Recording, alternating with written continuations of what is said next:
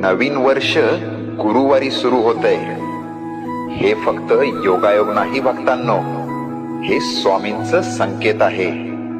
हे नवीन वर्ष तुमच्यासाठी वेगळं आहे, कारण गुरुवार हा गुरुचा दिवस आहे.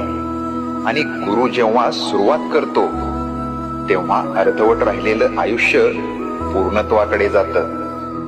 ज्यांना वाटत होतं माझं काही होणारच नाही, त्यांच्यासाठीच हा गुरुवार आहे.